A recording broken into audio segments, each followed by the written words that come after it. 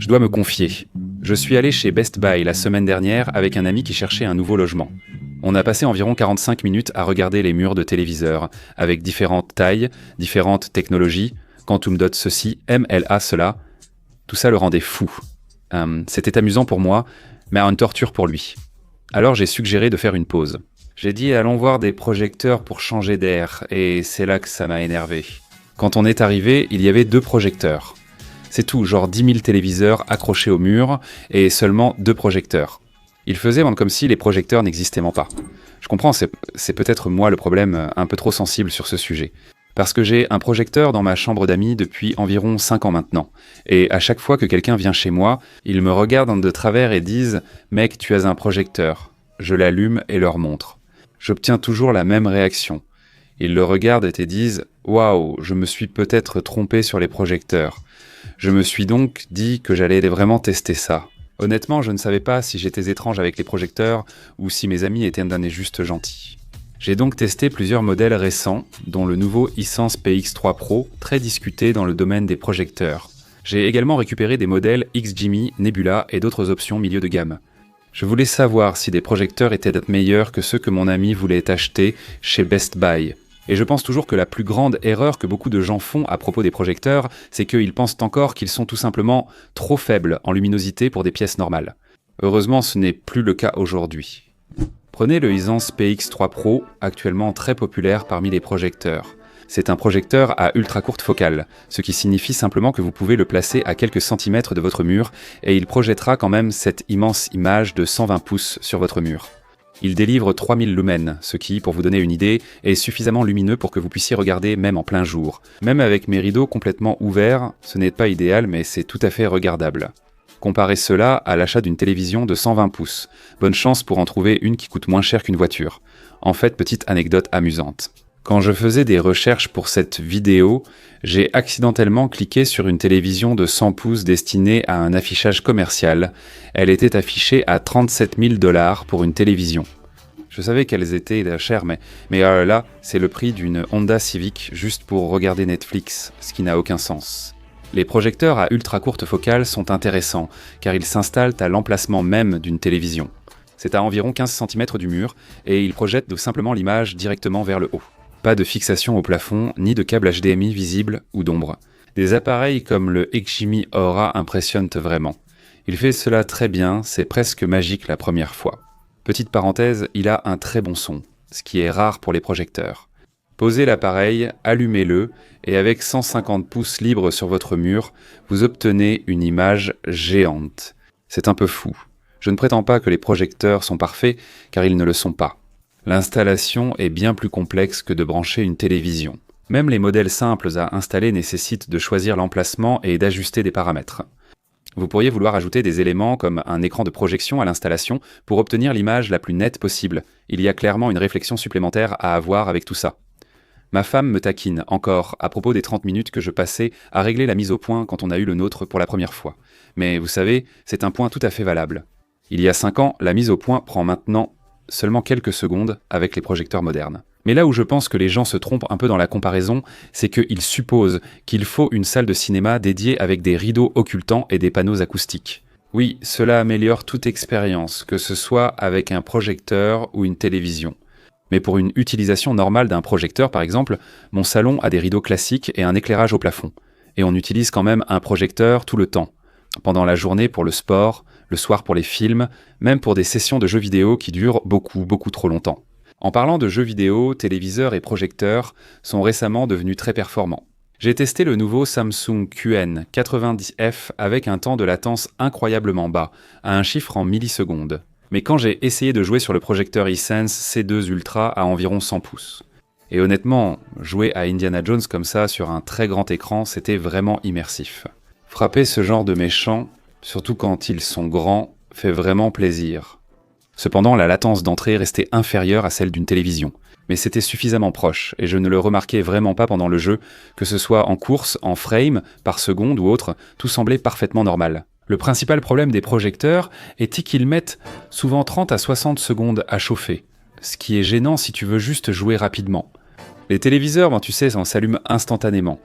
Les projecteurs, c'est plutôt du genre Ok, je dois chauffer un peu, j'arrive dans 1 minute, je vais embuer mes lunettes. Mais je pense que le meilleur compromis pour la plupart des gens, si tu as par exemple un salon familial, c'est là que tu vas tout regarder. Comme les dessins animés le matin, le sport la journée et les films dès la tombée de la nuit. Un projecteur comme le X Jimmy Horizon S Max, qui coûte environ 1700$, te donne une flexibilité qu'une télévision ne peut tout simplement pas égaler. Petite image pendant la journée, quand il fait clair, et une image immense pour une expérience cinématographique le soir. Si tu veux un modèle aux performances d'un ton similaire à installer au plafond, l'Epson Home Cinema 3800 est aussi une excellente option. Mais honnêtement, même si j'aime les projecteurs, si tu veux quelque chose de simple à utiliser, tu le branches et ça marche. Prends simplement une télé comme la Sonia Brave 9 ou la LG C5, diode électroluminescente organique, c'est du plug and play. Il n'y a pas de réglage de mise au point, pas à se soucier de l'éclairage de la pièce, pas de courbe d'apprentissage, rien de tout ça. Parfois, plus simple, c'est juste mieux, et il n'y a rien de mal à ça. Je possède aussi de belles télévisions, que j'utilise quotidiennement, pas seulement des projecteurs. Je parle simplement du point de vue qu'il y a un moment et une utilisation appropriée pour chacun d'eux. Maintenant, la question du prix est devenue vraiment intéressante ces dernières années, parce que les télévisions sont devenues ridiculement bon marché. Surtout par exemple dans la gamme de 65 à 75 pouces. Vous pouvez obtenir une véritable bonne télévision mini LED, comme une U8N pour environ 1000€. C'est fou. Si vous y pensez, il y a 5 ans, ça aurait été une télévision à 3000€. Facile. Mais dès que vous examinez les plus grandes tailles, les calculs s'inversent. Une télévision de 85 pouces de bonne qualité va vous coûter plutôt entre 2500 et 4000€, et à ce prix-là, vous êtes vraiment dans la catégorie des projecteurs, sauf qu'un projecteur peut vous offrir une surface d'écran bien plus grande pour le même prix. Maintenant, en disant tout cela, les coûts cachés comptent vraiment. Un bon écran de projecteur coûte entre 300 et 800€ selon le modèle. Les haut-parleurs de projecteurs sont souvent médiocres. Il vous faudra sans doute une barre de son.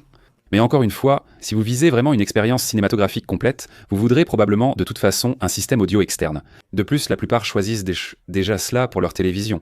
Donc ce n'est pas vraiment une dépense en plus, c'est juste utile, à savoir. Une autre chose qu'une télévision ne peut pas faire, c'est qu'on ne peut pas facilement la mettre au plafond. Je veux dire, j'imagine que vous pourriez, mais bon, c'est vraiment super dangereux. Les projecteurs ne doivent pas forcément être considérés comme un remplacement de votre télévision, ils peuvent plutôt être vus comme un complément à votre arsenal de visionnage. Peut-être que vous voulez organiser une soirée cinéma avec votre famille, par exemple dans le jardin. Il existe des projecteurs ultra portables de très haute qualité qui peuvent faire ça, comme l'Anker Nebula Cosmos 4K SE. C'est un projecteur portable très élégant et ultra lumineux qui est absolument superbe.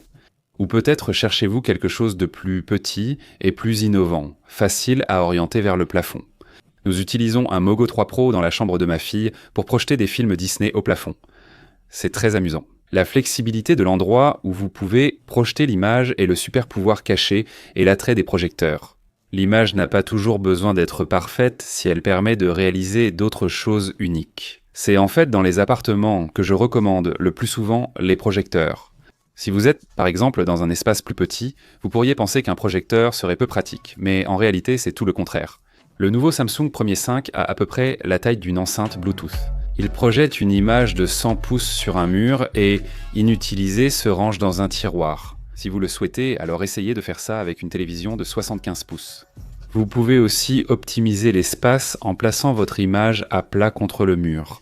Aucun meuble télévision encombrant ni bras de fixation murale trop saillant ne gêne le passage.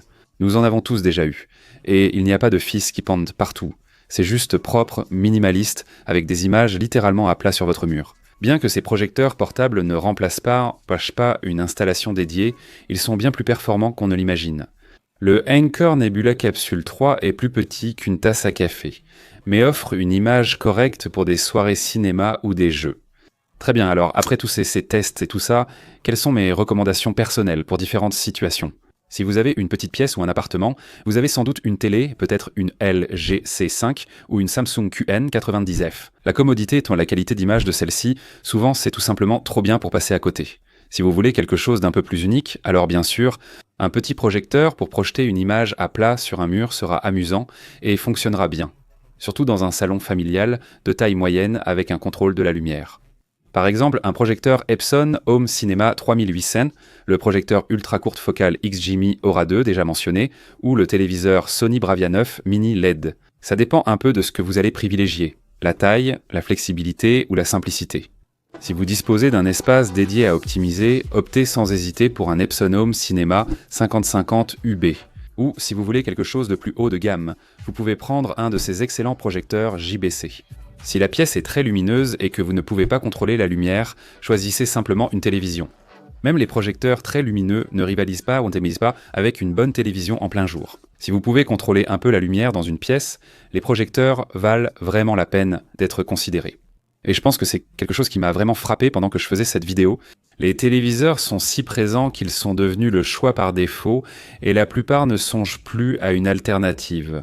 On dirait que quelqu'un a décidé que les projecteurs étaient un temps réservé aux passionnés et on est tous passés à autre chose. Mais l'écart, c'est beaucoup plus réduit que ce que tout le monde pensait ces dernières années. Je ne cherche pas à convaincre tout le monde de remplacer leur téléviseur par un projecteur. Ce serait ridicule. Je n'ai pas ce genre d'installation chez moi. Les téléviseurs sont clairement fantastiques, surtout la génération actuelle de diodes électroluminescentes organiques et de mini LED. Si vous envisagez une mise à niveau et avez l'espace, les projecteurs valent la peine d'être considérés.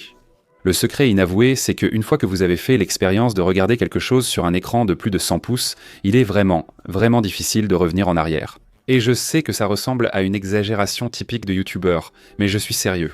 Par exemple, on a des amis qui viennent chez nous et qui regardent un film sur cet écran de 120 pouces accroché au mur. Le lendemain, ils m'écrivent que leur télé de 75 pouces leur semble désormais minuscule. Si tu veux passer à la gamme supérieure, l'expérience de visionnage sera meilleure. Peu importe ton choix, du neuf reste du neuf. Je suis curieux de savoir vers quelle option tu penches. Laisse-moi un commentaire et dis-le-moi. Tu vas rester dans l'équipe télévision où tu es intrigué par toute cette histoire de projecteur.